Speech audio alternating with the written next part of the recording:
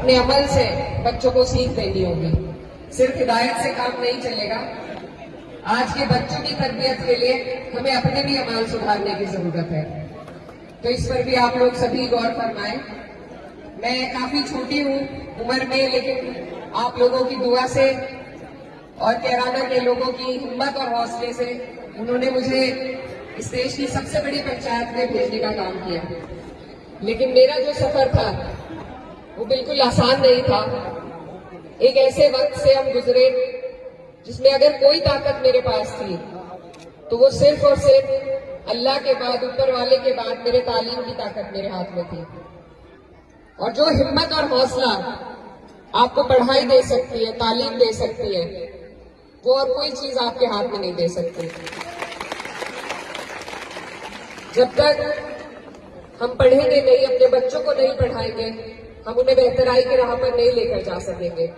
हमारे देश के लिए ये जो आज सभी लोग आपसे हमसे सर्टिफिकेट मांगते हैं, देशभक्ति के सर्टिफिकेट बांटते हैं और मांगते हैं, जब हमारे बच्चे कोई डीएम बनेगा, कोई इंजीनियर बनेगा, कोई डॉक्टर बनेगा, तो हमें किसी को सबूत देने की जरूरत नहीं पड़ेगी। खासतौर पे मैं अपनी बहनों के लिए कहना चाहती हूँ कि हमारी जो बच्चियां हैं, हमारी जो बहनें हैं, बहुत ज़हीन और बहुत काबिल हैं।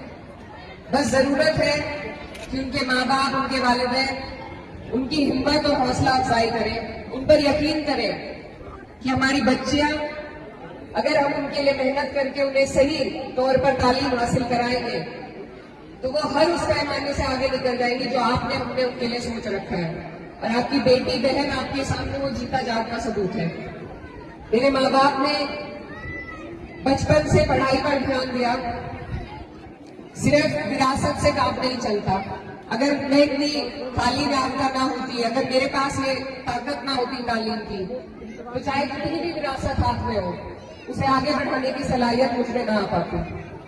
तो मैं आपके सामने, क्योंकि मुझे कहा गया कि मैं यहाँ पर जो छोटी बच्चियां हैं और इस्लामिया अकेडमी की जो टीचर्स हैं उनको इंस्पायर करने के लिए कुछ बात करूं, मैं बस यही कहना चाहती हूँ कि अगर हम ईमानदारी से मेहनत करके तालीम को हासिल करें, ये ना सोचें कि इससे क्या कमाई का जरिया बनेगा, इससे हम किस तरीके से कमाई कर पाएंगे, सिर्फ कमाई के लिए तालीम को ना सोचें। कोई हमारी बहन अगर घर पर भी रह रही है